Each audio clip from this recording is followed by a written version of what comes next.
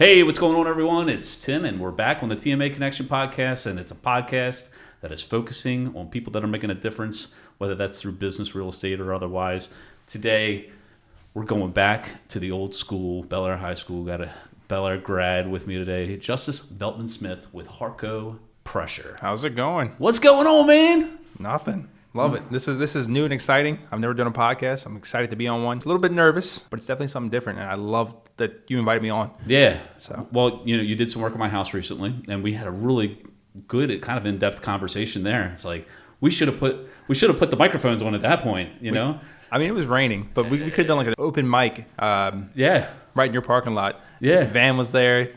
Great backdrop. Your house. Exactly. That would have been nice. Yeah. It would have been nice, but that's when I said, we've really got to get you on the show. So please, if you're listening to this and you find value in it, please share this, because Justyce is he's a phenomenal guy. He's doing great things, and I wanted to introduce you to him. So Harco Pressure, got a pressure washing business local here in Harford County and around the area. We were just talking like you're going all kinds of different places for past clients, yeah, right? Yeah. But you're busy, man. You're crushing it. Super busy. So I started 5 or 6 years ago. When I first started, it was COVID time. So I just had a son, Jaden, or I think we were expecting Jaden. And I was talking to my wife, and I'm like, man, I would love to do something extra. I was actually a paralegal at the time. Okay. And what it boiled down to was I had a conversation with my father. He's a landscaper. Mm-hmm. He's been cutting grass for 20 years. And I said, Dad, I really want to find a business, something I can start, develop on my own. So I talked to a buddy of his that did trash bin cleaning. I don't know if you've ever seen that. Yes. So yes, I have. Big, like miniature garbage truck, has a water reclamation system on it so they can reclaim the water, and it cleans out your bins. And I said, I don't know if I want to do that. What did your initial investment cost? And he was like, it was expensive. It was like $70 or $80 for this truck. Oh, wow. And I'm like, I don't know if I'm ready to do that. So I did some deep online research, talked to some friends, buddies, and came up with house washing, similar to trash bin cleaning with pressure washers, but house washing. Yeah. So I started that, and that was 5-ish years ago. And since then, I've washed thousands of homes. I have a customer base of about 1,500 people that I service on a yearly or bi-annually time frame. And we do everything from roof soft washing to gutters to houses to concrete to brick. We do restaurants. We do a lot of stuff. Yeah. It keeps us busy. And recently, through charity, through giving, you had a pretty big project that you've done with Abingdon Fire Company. Tell us a little bit about that. So I'm a firm believer in collaboration is phenomenal. And there's a saying that actually comes from one of my mentors on my side. His name's Rusty Nesvig, and he says collaboration happens at the top and competition happens at the bottom. So he really believes that if you work with your competition or the other folks in your area that do the same services as you can actually benefit. Yeah. And I've stood by that. But I partnered up with Brandon, who owns a company called You Are Washed. So You Are Washed LLC. Okay. And there was supposed to be a third company who couldn't make it. So we tackled the Abingdon Firehouse, and we did 15,000 square feet of concrete and probably another 4,000 or 5,000 square foot of brick. Just because it's the 100th year anniversary coming up. So that firehouse has been there for 100 years. 100 years? 100 years. Right on Singer Road. Right on Singer Road. So no kidding. This Saturday, which is going to be the 7th or 8th, they're having a big, it's a tour or an event, and I think they're having the firehouse open to the public. So they wanted it to kind of be clean and tidy and looking as good as it could be for that opening. So it was a really big project. It took us 8 hours running 4 different systems together. It looked awesome. There's a lot of before and afters, and we were so excited that we could do that. We tried to do Annie's Playground, but Annie's is closed for some structural issues, so we couldn't get the okay to do that. And at the same time, someone from the firehouse reached out and said, hey, can you guys come by and give us a quote? And I said, I'll do you one better. We'll just come out and we'll do it for free. So wow. That's amazing. Yeah. That's if you ever have a fire, I guess they'll get to your house just a little bit faster. Hopefully. I love that. Let's hope that doesn't happen. Yeah. Jeez, that's wow. Yeah, I like your thought on collaboration and competition. Collaboration at the top, competition at the bottom. It's like, in the real estate industry, there's so many agents in this area, and there's so many relationships and connections and stuff like that. And but when you have that mindset of there's plenty of fish in the sea for everyone, and you really try to genuinely help people versus there's people out there that dog each other, and it's like there's no place for that. So one of the things I realized, especially as I get further and further along in my business, is that one, there's just too much stuff to clean. So in my business, exterior cleaning, every building, every storefront, every house is a potential customer or client. And there's too many. Here in Harford County, you have hundreds of thousands of properties. And even if I wanted to clean them all, I still want time off. I still want to be with the family and the kids. Right. So I couldn't. So there's often times where I actually refer out extra jobs that we can't get to, competition. Yeah. I call them peers or friends, but so a lot of the other companies I've sent work to, Brandon with UR Wash, I've sent work to Elite Power Washing, I've sent work to Maryland Pro Wash. I send work, to a bunch of places, and I've always believed in, like I said, collaboration. So if I ever need equipment, mine breaks down, or maybe I'm having a rough issue or a truck breaks down and I can't get to a client, I can also call these guys and say, hey, I'm in a jam. Can you help me out? I've got a customer. I told them I'd be there by X date. I had a breakdown. Can you get there? And they might throw that customer on their schedule and get the job done. Well, and then you were saying the other day that that when your truck breaks down, you're actually working on the truck in one of your competitors' shops. Yeah.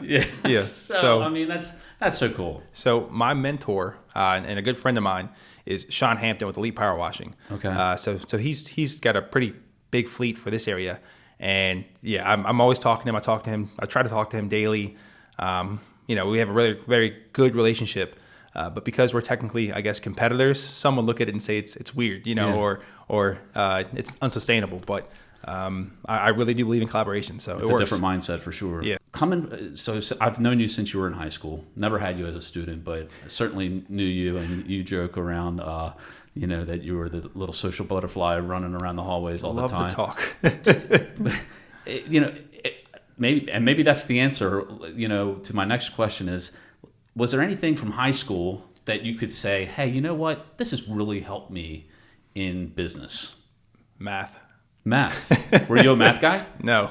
Okay. So overall, I was not a school guy. I didn't have my heart set in books. Yep. And I knew very early on that school was not my forte, but it was required. So sure. I was not a great student. I was an okay student. But I still have a lot of relationships from my peers and classmates and some of the teachers, that I met during my time in high school. And I don't know if there's any skills that I've developed or maybe learned at the time that have benefited me other than math. Okay.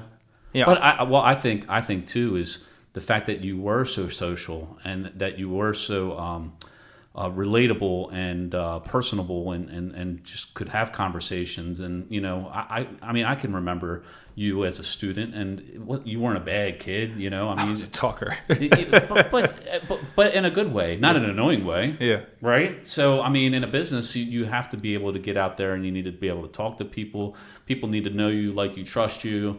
So you did kind of make a name for yourself when you were in high school, and to back that up with your character.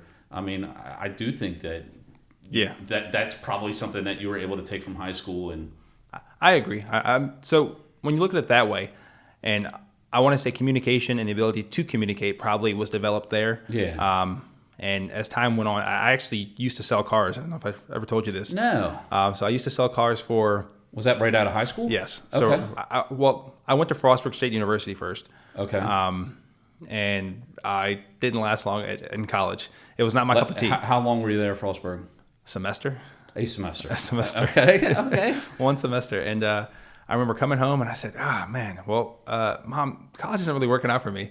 And she did not like that answer. And she was like, what are you going to do? And I was like, I'm going to go get a job. And she said, what job can you get at 18? And I'm like, I don't know. So I went and applied and wound up at Bob Bell Chevrolet. Let's go. In Baltimore off Eastern Avenue. Yeah. And same thing there. The sales skills that I learned there have been, they've truly helped. Sure. I know car sales guys are not like, the highest form of salesperson, but right. It got me out of my comfort zone and talking to people, which was good. Talking to people about their needs, talking to them and assessing the situation, figured out how I could help them, what I could do for them. And having conversations like that at 18 really developed my mind as to, wow, like I can talk to people. This is great. Sure. And from then, or from there on, I've just I don't know. I'm a talker. My wife tells me if I painted a face on a brick wall, I'd have a conversation with it. She's probably right. She's probably spot on, you know. Do you talk in your sleep? I think I do. You probably do. I do. You got a lot on your mind. Yeah. Yeah, that's fun. So what year did you graduate from high school? 2015. 2015. How long were you in the car sales industry? 2 years. 2 years, okay. And then between 2020 when you start your business, there is still a little gap there. What were you doing then? So I was a paralegal. Okay. So I started as a paralegal, or actually I started as a legal assistant. And I just worked my way up from legal assistant to there was a legal technician or something in the middle there for books and doing doc review and stuff like that. And then I was a paralegal. So while I was a paralegal, I started this on the side. And this was just supposed to be a weekend gig. Just, I'll do this 2 days a week or 3 days a week, you know, when I get some downtime, and I make a couple extra bucks. And what happened is my first year, I was pretty much booked all summer. So every weekend when I wasn't a paralegal, I came home, changed clothes, would go wash houses Friday night, wash houses Saturday morning, all throughout Saturday, and then Sunday. And I was 3 or 4 weeks booked out for that. And I was like, man, well, I need some more time. So I actually hired my first technician my second year in. So I hired a tech, and he did the work while I was a paralegal, so I could have a little bit of time back. And then the phone kept ringing, everyone loved my work, and what would happen is I wasn't spending a whole lot on marketing, but if I washed your house, you would tell your mom or your sister or your brother, and Absolutely. The referral word would just spread. Yep. And to this day, I tell people all the time, from one referral, I wound up with 8 or 9 clients. Yep. And that just kept on happening. And before I knew it, his schedule was full, my schedule was full. Mm-hmm. So what I wound up doing was leaving my job as a paralegal and doing this full time. So this is actually my second year full time doing this. So last year was my first, and the year before that, I left my job in maybe April or May. Okay. And I told everyone I'm leaving my career. They're like, "You've been a paralegal for 7 years. You're leaving to go be a power washer?" I'm like, "Yes." And no one understood it. They're like, "Isn't that something college kids do?" I'm like, "Yeah." "Yeah, it is." Yeah. So as of right now, we're about 3.5 weeks booked out, and that's pretty far out. We like to be around 2 weeks or less. Anything above 3 weeks is just too far. Mm-hmm. So we're thinking about adding another truck or doing something to cut that down. But yeah, so I was a paralegal for 7 years, and then I did this in the interim and as well as on the weekends, and it's just blossomed. And I've taken a lot of care. I've developed a lot of systems and techniques and strategies to help us grow and to help us serve our clients, and it just keeps on spreading like a wildfire. Yeah, wow. You mentioned strengths, you mentioned systems and things like that. What would you say is your greatest challenge in your business right now that you struggle with the most? So the greatest challenge for me, that's a great question. Marketing. Okay. So with pressure washing, you don't need your house done every year. You might need certain things done. Like maybe this year you have your concrete done, and next year you have your house done or the roof. And it always fluctuates, but we're always in need of new clients. And so we're always working on our marketing. We're always, especially now that I've grown, and referral work is great and it does a great job. But as I've started to employ people, obviously the demand has to be there and has to be, we have to be able to fulfill the demand. So marketing is where I am okay, but I'm not great. So you may see some Facebook posts from me, which I try hard to make. It takes me hours to make those. Yeah. I don't know anything about SEO or Google or any of that stuff. Okay. So I've started to try to realize I'm not great at it, and I've been trying to outsource those positions to people that are. Yeah. Another great saying is, if you're not great at something, go find someone that is. Yeah. Yep. So I'm currently trying to work with a couple of different firms to work on my SEO, to work on Google content and whatever Google needs. Yeah. That's beyond me. To make sure that you got to be careful though, because there's some people, I get a message a day for somebody that wants to do our video marketing, and it's like, what? No, it's like, I don't know. Yeah. I'm sure there are good ones out there, but I've been trying to talk to local firms. So usually people that I can get connected with from other business owners. Yep. Maybe they had great rapport with them, or maybe they had a great relationship with that person, or maybe they did a great job, but there's, first person testimony of the job that they did. Yeah. Because I'm with you. I went on Google and I searched marketing firm, and there's 1,000 places and places. And then once you search it in Google, then it shows up in your social media feeds. And then your phone starts ringing. So like literally when I looked you up, now in my Facebook feed is like every other power washing business that pops up.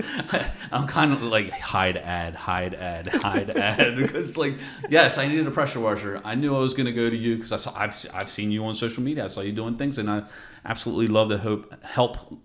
Not even just local businesses, but old students. Yeah. Like I really have a firm belief in that. So, but yeah, it's popping up all the time. So if you can get a hold of that, that SEO optimization, search engine optimization, then you're gonna be in good hands. You're gonna be busy. Now you're already busy, and of course you're already thinking about expanding.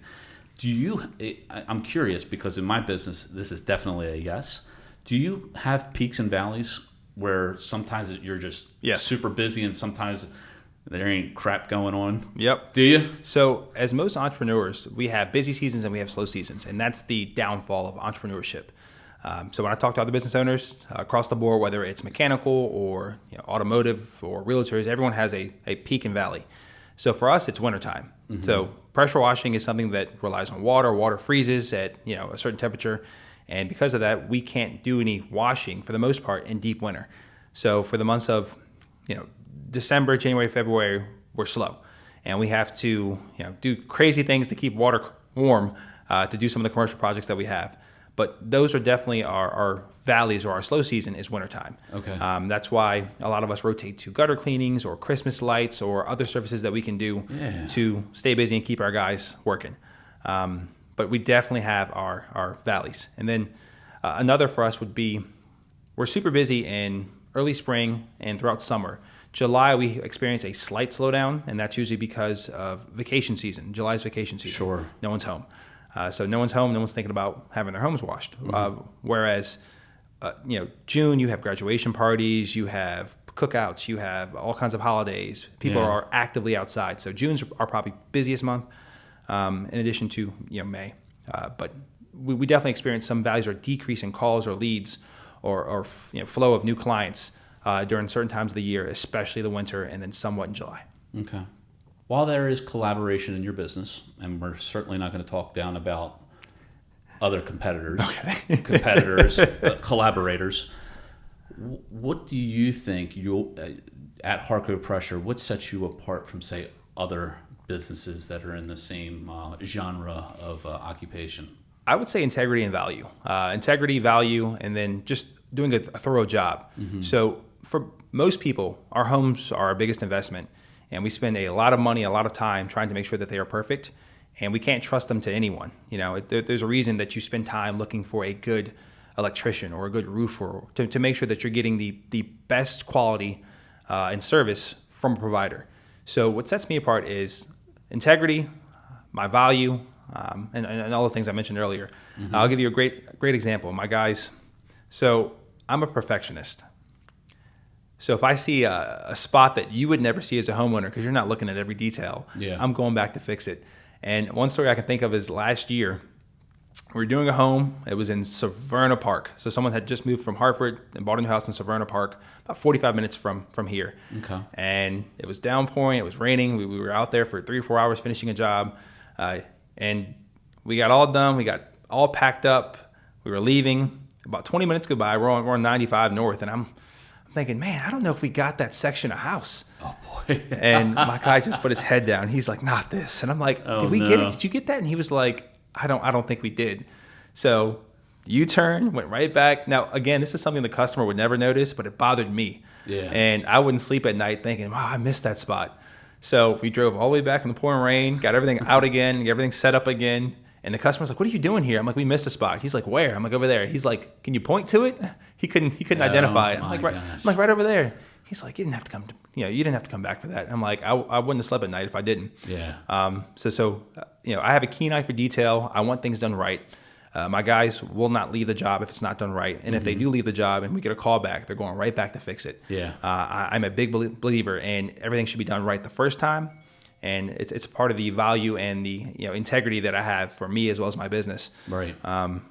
So those are the things that set us apart. Yeah, it's awesome, man. Yeah, I can vouch for the customer service part of it all because I called you one day. You were like, we're pretty booked this week, but you got me in like the next week, and just your your ability to communicate when you were doing, you were doing certain parts of the house, and you would shoot me a video with a text and say, hey, this is what I'm doing here, and just kind of keeping me up to date along with the process. And then it looks beautiful. It looks beautiful. And even afterwards, I was like, is it okay if all these worms are dying? And then we're sure this is safe for pets, right? Yep. Because if the worms are dying, it's like, are the dogs going to be okay? And what the chemicals you were using and everything, they're safe. But they're safe. But you've been very responsive during, before, during, and after that process, and you did a really phenomenal job. Because that would take me like days. A couple weekends? Yeah, a couple weekends, And I don't have time for that. I hear that all the time from customers. They're like, you did that deck in an hour. It would have taken me 2 weekends. And I'm like, I know, I just saved you some time. And on top of that, coming back to what you were talking about with customer service, it's a really big thing for me. I hear all the time from people how amazing it is that we even answered the phone. And I'm like, what do you mean? Like, well, we called 4 other companies and no one got back to us. Yeah. So I found that just doing the little things, keeping in touch with your customer, letting them know what's going on with their house or their home or their property, just keeping them up to date with everything that we're doing, just building a good rapport and keeping them in the loop is phenomenal. And it just sets us apart as far as some of the other companies I've heard about where, they come out, they do a job, you never hear from them again. You have a problem, you can't get a hold of them. Right. You're calling them, you're looking at their email. Sometimes there's no website, and you can't get in contact with this guy that just, washed your house. Yeah. Or in some cases, there's ways to damage property, or there's all kinds of things that could happen with a pressure washer. You're using pressure. But I hear that all the time from my customers, just how amazing it is that we answer the phone and that we show up on time and we do what we say we're going to do, and we're thorough and responsive. And those are just some of the things that people get when they deal with my business. Yeah. Do you have systems and processes in place after you've done a job where you are doing follow up, or like, in 2 years, am I going to receive some kind of message that says, hey, it's been 2 years, and all that? Do you have all that automated, or do you just kind of go from like an Excel spreadsheet? What system do you have in place? So I use what's called a CRM, or customer relation management software. And in there, a lot of it is automated. So what will happen is, it's not 2 years. What will happen is, come fall, you'll get a text saying, hey, do you need gutter cleaning? Okay. It's a bit more thorough than that, but it's all pre-formatted, it's all automated. So it'll say, hey Tim, this is Justyce over at Harco Pressure. Hope you've been well. Hope your summer was great. We're starting to book for gutter cleaning. Do you need something done? Or it'll list a couple other services that we offer, but everything's automated. So, or 80% of the business is automated. That's awesome. So even follow up. I'm sure after I did your house, you got some texts maybe. Yep, absolutely. Just thanking me for having the job. And, yep. And you'll get another one probably in a week that says, hey, just checking in. Do you have one that goes out asking for reviews online? No. You need that. That's the one so it's on my I have a big dry erase board, probably the size of that TV. You have over 100 Google reviews. I don't know how you went about going to get those. Manually. You say, hey, can you give me a 5-star review online? Which is awesome, But when we're done at the settlement table within 24 hours, what I'm doing is I'm sending a message that I've typed up already with 4 links, one to Zillow, one to Realtor.com, one to Google, and then one to our Facebook business page. Okay. And if you thought we had a really great time, or it was a successful transaction, would you mind giving me a 5-star review? And just copy and paste that to those 4 links, and so that same review, they're just typing one and then they're pushing it out to those 4. That's pretty awesome. So just a thought. But again, you are well ahead of your game with the Google reviews, over 100 reviews. It's awesome, all 5 stars and stuff like that. But that's when people Google, pressure washing, along with the SEO that you were talking about, you do want to have as many reviews as possible. Social evidence. 100%. Yeah. And so I have a big whiteboard at home. It's on my wife loves and hates it. It's at the end of the table. It's like I think it's a 4 foot by 4 foot. And on there is like the goals and lists and things that I have to do. And because I have pretty bad ADHD, so it's like random times I'm like, oh, I got to do this. And I write it down on the board. Okay. But on there is to automate reviews. Yeah, okay. Just because it's one more thing that, if I can set up automation for that, one, it makes it easier for the clients, and then I don't have to worry about it or think about it, and it gets done. Yeah. It'll probably also increase the amount of reviews that I get post jobs. Because Sure. I think as of right now, we're only converting maybe 8 to 10% of our reviews. Okay. So you got the automations in place. It's simply probably just drafting a text or an email that, or both, that says, please, if you thought we had great service, please click here and fill out the review type thing. So, okay, let's step out of business a little bit. Okay. Well, but it also relates to business. With the ups, with the downs, you're very busy. You have your wife. You have 4 kids? 3 kids. 3 kids. 3 kids. 3 kids. That's a lot. That's a lot on her. Is she working, or is she stay at home? She stay at home. So she stayed home. So what are you doing to be more proactive in being a good husband and a good father to the kids while getting out there, hustling, bustling, getting after it, grinding, and all that? That's a great question. Yeah. So my wife is awesome. My wife is behind every great man is a greater woman. Word. There's no way I could do what I do without her. So she's a stay-at-home mom, and she does amazing at taking care of the kids. So some of the things that we've started to integrate, or I've started to integrate to make sure that I'm still a great husband and a great father, is time off. So running a seasonal business like power washing or exterior cleaning, however you want to word it, we get really busy right throughout the spring and summer and early fall. It's slammed, and some days, even with employees, I might work 20 days straight, 21 days straight. Wow. So what I'm trying to do is guarantee that I can be home, and when I'm home, that I'm home. Mm-hmm. So as of now, we're trying to back off of weekends. So because, like I told you when I washed your house, which was on a Saturday. Which was on a Saturday. Yeah. My guys work Monday through Friday, and then Saturday and Sunday it's me, and that's mainly so that they can have days off and they don't get burned out. And then I leave those days for makeup days, for reschedules, for some of the complex projects or commercial projects, just things that have to be done on certain days. And 90% of those I tackle by myself. However, that means that I'm working 7 days straight. Yeah. So I've started to try to scale back and schedule things at night, Monday through Friday, or maybe when the family's sleeping, just so that I can make sure that projects are still getting done, but I'm home, So, Yeah. But some of the things that I'm doing is just trying to get back more time. Leveraging time, which is probably going to be hiring more people. That was my next thing, which is just to hire more people. For every technician or for every helper, or even giving away some of those roles, like hiring someone to do marketing, just takes a weight off of my plate or off of my back, however that works.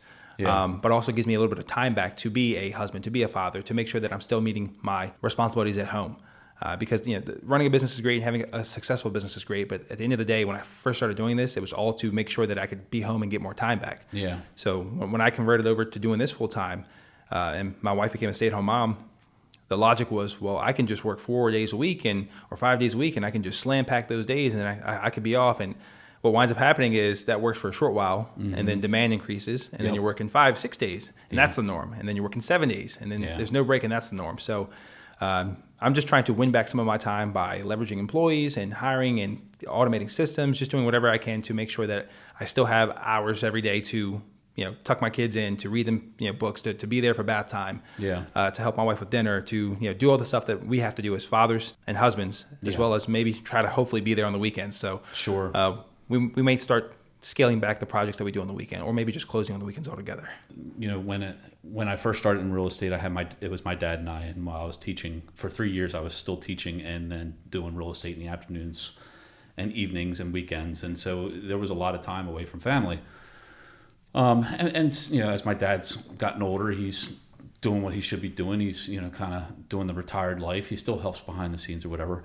But probably one of my biggest moves was bringing on Dan Weber. Dan, because he went to Bel Air too. He's an old student, as an assistant, and then him also learning the ropes of the business. But allowing me to be in 2 places at one time has just been huge. Game changer. It's a game changer. It's like, that part of the, we have the Markland advantage. That's our kind of tagline thing. The advantage is like, you're not working with just a solo agent. You're working with a team, 2, 3, 4 people that if I'm not available, like I'm going to be going on vacation at the end of the month, and my clients are going to be in great hands. and I'm not going to have to worry about it. I might have to take a couple phone calls or whatever, but it's not, it's that leverage piece. And to be honest, it's still a struggle. It's still, things do get busy, and there are times when it's slow, and it's times when there's a lot going on, and when there's a lot going on, there's more time away from the family. But if we got to be more intentional about it, we got to block that time out so that, because ultimately you're grinding right now for your family. It's probably your number one why, I would assume, right? You're doing what you're doing, and you're building a legacy for your family, which is the number one thing. We got to make sure as men and as business owners that it's funny. There was a teacher friend who said, I got to put braces on my kid, and that's why I work so much. And I'm not going to drop the name. And then another coworker of mine said, yeah, but you're never going to see him smile. And that stuck with me. It's like, as much as it was a joke in the moment, it was so prolific. Like, yeah, you can do all these things for your family, but if you're not investing the time and quality into them, it's. I love that. I'm gonna write that down. Yeah. So I thought it was awesome, and that's always stuck with me. So I mean, that's a common theme though with a lot of business owners that I talk to, and they're successful and they're doing great, but a lot of them don't have great relationships at home, or I don't know if relationships is the term, but they just don't have a great home life. Yeah, there's a give and a take. And I think you can be successful, and I think you should excel at whatever it is you're doing. But we've got to make sure that we remember why we're doing it and what we're doing it for. Money's great. Money's paper. It's paper. We put a lot of value into that. Yeah. But my kids are only going to be 4, 3, and 1 once. So them learning how to swim is only going to happen once. Right. Them learning how to ride a bike is only going to happen once. And it happens so fast. It happens, and as I watch them get older, it's really starting to stick with me at how fast that's happening. Right. Yeah. My oldest is 4. He turns 5 in December. I tell my wife all the time, I remember, him being delivered and me palming him at the hospital. Right. I got big hands, but he would rest across my hand, and now he runs up and he has whole conversations, and he's like, Dad, I had fun at school today. He goes to like my gym. It's like a kind of like a kinetic type learning environment, through learning through movement, stuff like that. Correct. And that's because he can't go to school yet because he's only 4. Okay. But he starts pre-K, I think, this year. But he'll run up to me and say, Dad, I had so much fun at school today. We ran and played in the ball pit, and we did this and we did that, and I can have conversations with him. I'm like, man, you're getting so big. Yeah. And I'm talking to my wife. I'm like, when did he start doing this? And it's just passing by so quickly. So it's super important that I make time to be there for all, not only all the milestones, but just every day in their life. So leveraging time is super, super important to make sure that those things happen. Especially, so our youngest, Juliet, she's 1. She's 1 in 2 months. But she started walking, and it happened quick. Yep. She's babbling. Her teeth started coming in, and she had 2. And we checked in her mouth 2 days ago. She's got 4 more coming in from the top. So they just grew up so fast. Yes. So I always remember my why. Why I'm doing this, why I work late, why I work hard. But I also got to make sure that I remember, and we all remember as business owners, to be there, to be present. Yeah. For Justyce, for you, are there any daily habits or things that you're doing because being a business owner is stressful. Super stressful. Super stressful. It can weigh on you. It can weigh on your mindset, your mental health, and that's always important. What are you doing for yourself that is helping you kind of tame the craziness of everything? So I have some non-negotiables. Okay. Right? So Love it. For myself. Talk to me. One is every day I get up at 5:30 a.m. Okay. That's a non-negotiable. Good. So tired, hungry, whatever, in pain, doesn't matter. 5:30, I get up. Next is I have a cold shower. I know that sounds crazy. I take cold showers. My wife tells that, she's like, I don't know how he does that. For me, it really wakes me up, especially because I don't sleep great at night. Sometimes because we have young kids, like if there's over the past 2 or 3 weeks, we've had a lot of rainstorms. My oldest, he's afraid of thunder. He wakes up at night. So that's an ordeal. But my point is having young kids, we go to sleep at odd times. So sometimes it's 11, sometimes it's 12, sometimes it's 10. But I always wake up at 5:30. I have a cold shower, which really wakes me up, and I have a coffee. And that's my morning routine. And then I spend the first hour doing emails, doing quotes, just checking my email, just doing things that, on an admin level. After that, there's no routine for the day. It kind of it's a little chaotic. Yeah. Like right now, there was a customer texted me. I have a tech at a job, and he's trying to add stuff, and I'm on the podcast. I don't know if I have any things that I'm doing during the day. I have a routine that I follow. So gassing up the trucks, making sure they have chemical, making sure they have prep and tarps and tape and everything that the guys need as far as consumables, stuff that has to be replaced. And that happens every day.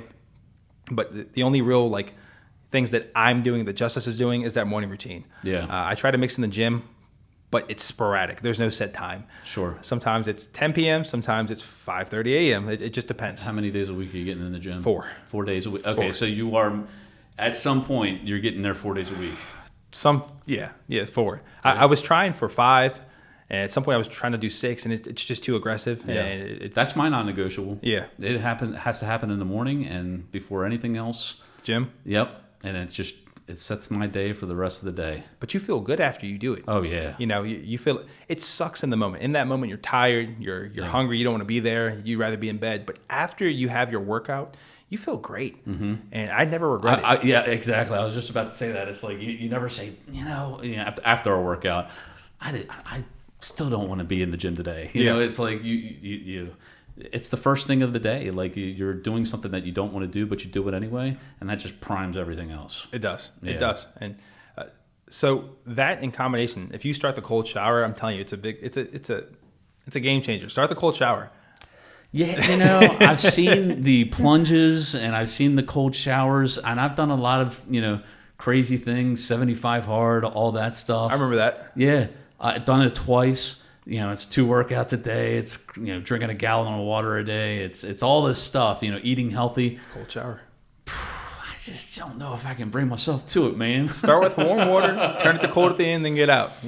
It wakes you up. I'm cold just thinking about it. You mentioned that you didn't like reading in high school, nor did I. And a lot of entrepreneurs still don't like to read because they're just so on busy. Is there anything other than books that you're learning from, whether it's through podcasts, whether it's through somebody that you follow on social media that's helping you in your frame of mind and your business and whatever? So other than mentors and friends in the same space as me, I have some YouTube, what are they called? YouTube influencers? Oh, yeah, okay. Sure. Or just guys in my space as far as exterior cleaning that I watch. So obviously I don't think you'll know any of them, but you have like Rusty Nesvig. He's in Florida. He's a pressure washing guy that does YouTube, and I watch him. Jason Guyman, he's another big guy in my field. I guess all these are going to be big folks in my field. Yeah. But Jason Guyman, Rusty Nesvig, Powerful Improvements, Joe Deary, and then there's a guy on YouTube called The Fresh Rinse. That's his YouTube name. Okay. The Fresh Rinse. Fresh Rinse. His name's Mike. Those are all guys that I watch in my space that I try to just do pressure washing 24/7. So if I have free time, I'm trying to learn.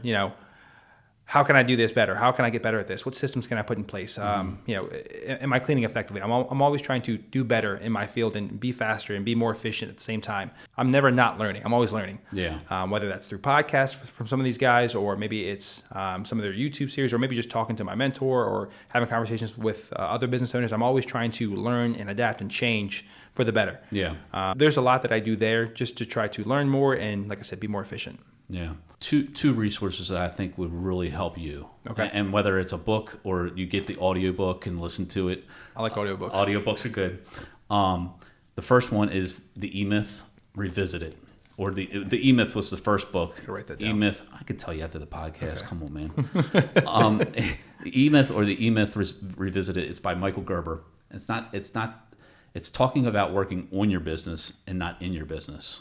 Okay. So it does talk about like leveraging and creating automation and stuff like that just makes you the business owner. You're the business owner. You need to be growing the business outside of it versus just being the one that's doing all the labor type stuff. Being right? an employee. Being an employee versus being, an employer or a business owner. Yep. So that's number one. Number two is a guy named Dan Martell. He's on YouTube, and he sounds very familiar. He's written a book called Buy Back Your Time. I've heard of that. And just a lot of systems, a lot of great book. It's just one of those books where you have to read it 2 or 3 times, and you're going to get something new from it every time. Okay. So I like to read. Well, I have like a little Nook Kindle type thing, and I read books on that. But then I do listen to audio too, and I actually have both book and audio, and it's just it's helped me a lot. Did you read Rich Dad Poor Dad? Yes. That book changed my entire mindset on money and finances. Yeah. So I listened to the audiobook by was it Robert Kiyosaki? Yep. I remember listening to the free 7.5-hour audiobook on YouTube. Yep. And I started it, and I'm like, okay, this is good. And I must have heard that book 2 or 3 times, and every time I hear it, I learn something new. Yeah. And I tell everyone I talk to, it definitely changed my entire perspective on money, finances, and investments, everything. One of my best reads, I think, to date. Is that book. Sure. But I've heard of Buy Back Your Time, and I'm always interested in not so much the reading, but the audiobooks. Yes. When I can because I can get those in on car rides. Absolutely. Or before I go to bed, just any point in time I can listen to those. I want to read that book. Cool. Buy Back Your Time. Buy Back Your Time. Dan Martell. Then you can follow him on YouTube too. Okay. He's got a lot of great videos, but just a super standout guy that I follow that I think would bring you value. Okay. So going back to high school, who's one teacher that stands out as somebody that made a difference in your life? Calvin Skelton. Damn, that was fast. Calvin Skelton. Calvin Skelton. All right, shout out to Calvin. Calvin Skelton. Yeah. Give it to me. What you were so fast on that. So out of all my teachers, we've all had a bunch, and we don't remember all of them. Sure.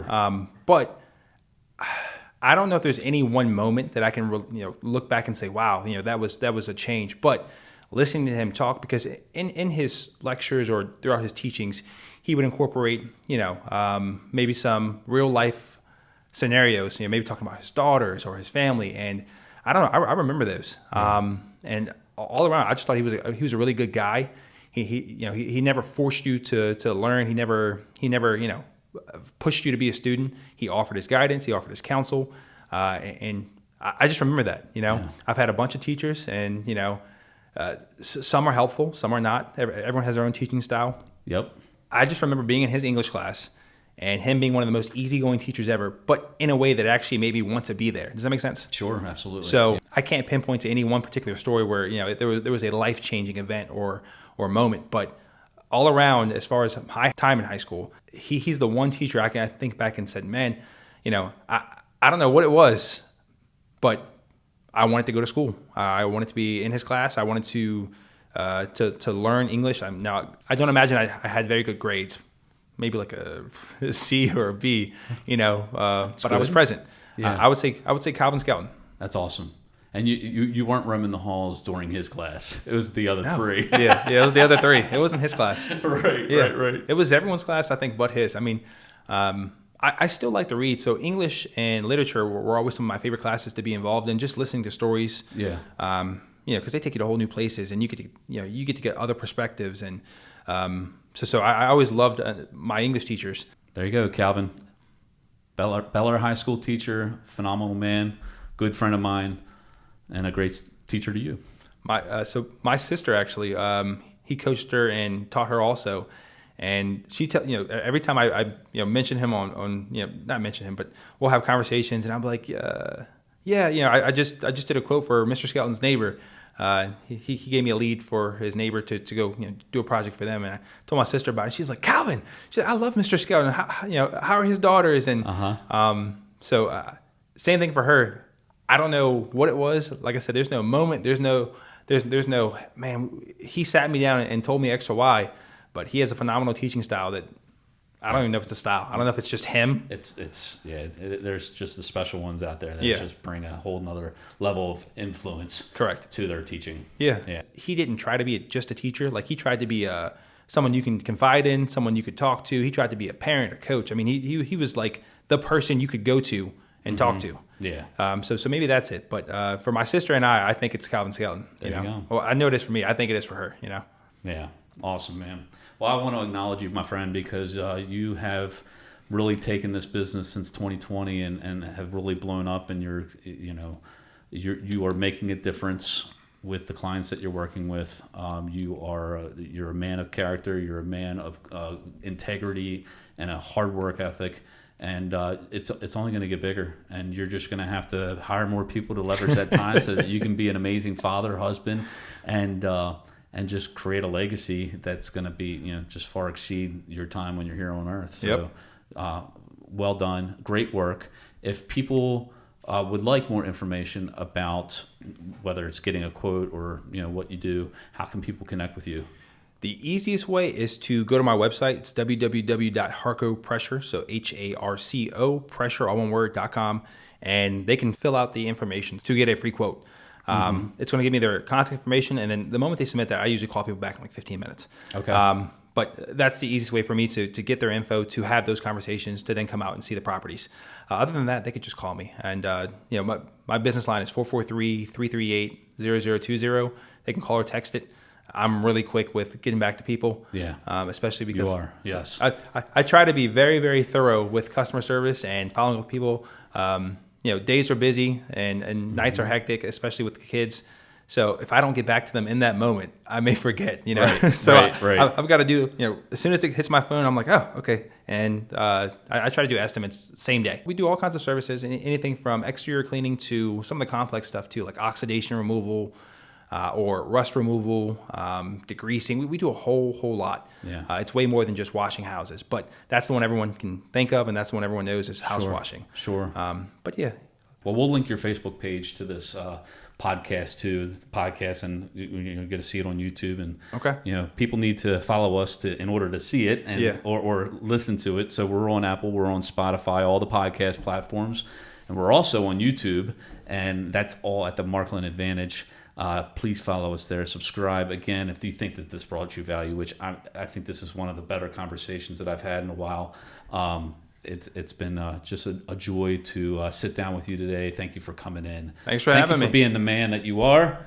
And until next time, live your life to the fullest, and we'll see you soon. Take care. Did you like this episode of the TMA Connection? Well, you might want to check this one out right here. Go ahead. Click it. Go ahead.